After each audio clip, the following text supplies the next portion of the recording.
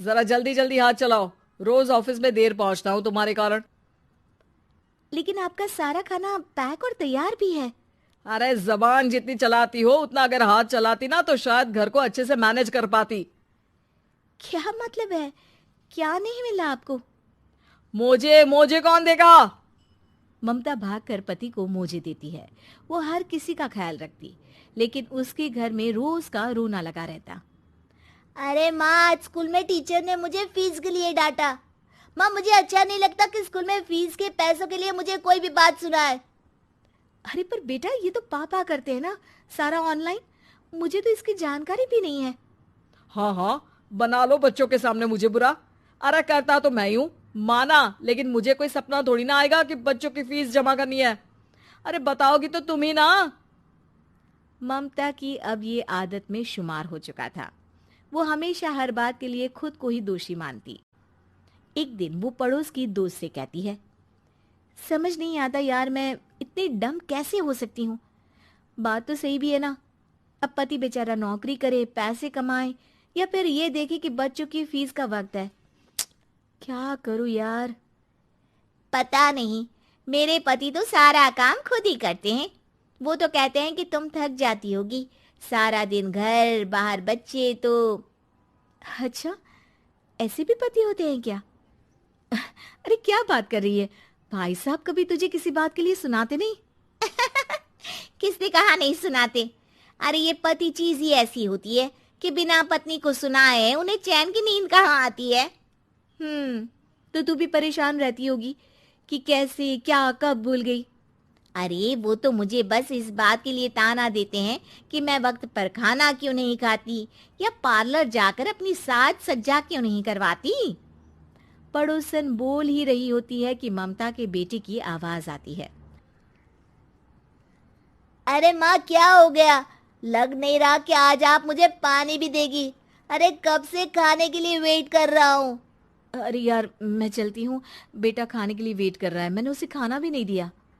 अरे 12वीं में पहुंच चुका है तुम्हारा बेटा, उसे बोलो खुद पानी लिया करे। मैंने तो अपने बच्चों को काम करना सिखाया है। अरे यार, खुद की भी तो कोई लाइफ है। माना जब नहीं कर सकते थे तो किया, लेकिन अब इतने बड़े बच्चों की हर बात मानेंगे तो मुश्किल तो अपने को ही होगी। ममता को पड़ोसन की बात में दम तो लगता है, लेकिन करे क्या, आदत भी तो खुद ही ने डाली थी।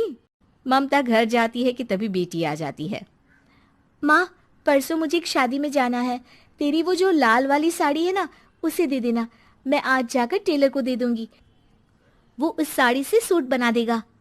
अरे नहीं नहीं तारा, वो मेरी माँ ने मुझे दी थी और उस साड़ी से मेरी काफी भावनाएं जुड़ी हैं। तुमको ना मैं दूसरी साड़ी दे दूंगी। ओके, कोई बात नहीं, लेकिन आज दे ही देना पक्का।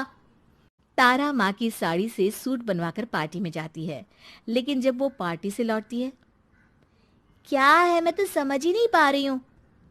अरे जब वो साड़ी मांगी थी तो ये छल्ली सी साड़ी क्यों दे दी? मैं ही पागल थी जो इस साड़ी का सूट बनवा लिया मैंने। माँ, जानती भी हो कि कॉलेज में मेरी कितनी हंसी उड़ी।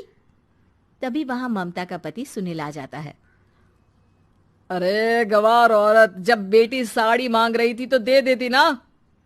अरे पापा, इनके तो इमोशंस जुड़े थे उस साड़ी से। ममता इतने सब के बाद भी कुछ नहीं बोलती। मेरी बेटी की बेइज्जती हो गई, मैं बिल्कुल बर्दाश्त नहीं कर सकता ये। मैं नहीं चाहता कि मेरी बेटी से कोई भी ज्यादा सुंदर लगे पूरे कॉलेज में। जी, वो पढ़ने में तारा बिल्कुल अच्छी नहीं है, उसकी पढ़ाई पर आप ध्यान दीजिए ना। अच्छा, अब तुम मुझे बताओगी कि मुझे किस पर ध्यान देना और किस पर नहीं।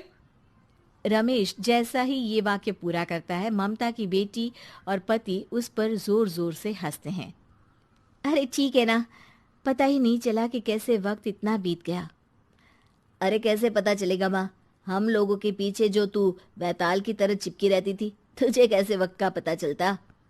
ममता को पहले सास ससुर, फिर पति और बच्चों की तरफ से इस तरीके की बातें सुनकर उसका मन बहुत दुखी रहता था। एक दिन, सुनो ना, बहुत दिनों से कमर के नीचे बहुत दर्द रहता है। कल मैंने देखा तो एक फोड़ा था। अरे ममता, एक बार अपने पति से बात करो, वो तुम्हारा फोड़ा डॉक्टर को दिखा देंगे। अरे नहीं नहीं, वो तो गुस्सा हो जाएंगे। अरे क्यों गुस्सा हो जाएंगे? तुमको दर्द है? हाँ, लेकिन वो यही बोलेंगे कि ऑफिस जाऊं या फिर तुम्हें लेकर डॉक्टर के पास। अम, तो बेटे से ही बात कर ले। अरे वो तो मैं कर लूं, लेकिन फोड़ा है ऐसी जगह कि उसे बताते मुझे शर्म आएगी।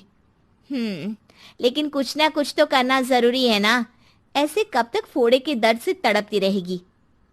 अब तो सोच रही हूँ कि इनसे बात कर ही लूं, वरना दर्द के मारे कहीं मर ना जाऊं। लेकिन शाम को, ममता, क्या किया तुमने आज? खाने के डिब्बे में कैसा खाना दिया था? दाल खराब हो गई थी। कब की थी? दाल तो मैंने सुबह ही बनाई थी, खराब कैसे हो गई?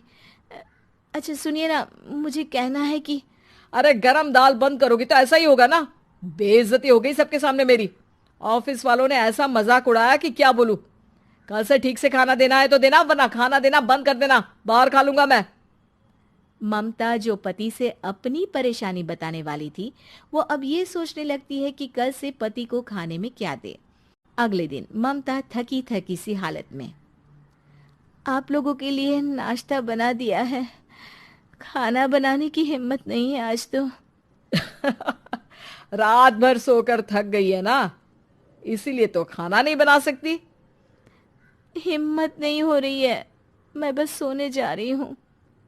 बस मैडम को सोने का बोल दो, फिर देखो कैसे सोती रहती है। माँ फिर वही पराठा सब्जी। अरे हमारे साथ के दोस्त एक से बढ़कर एक नाश्ता खाना लेकर आते हैं, आप तो बस। सभी घर से निकल जाते हैं, लेकिन जब शाम को बेटा घर आता है तो घर में अंधेरा रहता है। बेटा लाइट जलाता है। क्या माँ, तुम्हारा भी जवाब नहीं है बिजली का बिल बचाने के लिए? वो बोल ही रहा होता है कि सामने माँ जमीन पर लेटी मिलती है। वो उसके पास जाता है। अरे माँ, क्या हो गया माँ? तभी वहां पड़ोसन आती है। अरे बेटा, तुम्हारी माँ के पैर के पास एक फोड़ा है, जिसके कारण ये लगातार कमजोर होती जा रही थी। मैंने उसे पहले ही कहा था कि घर में बता दो, लेकिन तुम्हारी माँ किसी को तंग करना नहीं चाहती थी। तभी वहां डॉक्टर आ जाता है। अरे इनके ऑर्गन में दिक्कत है। कोई बात है जो इनके मन में खटक रही है। अरे नहीं नहीं, इसके मन में कोई बात नहीं है। कोई काम है नहीं ना इसके पास, सारा दिन बस घर में ही रहती है। देखिए, मैं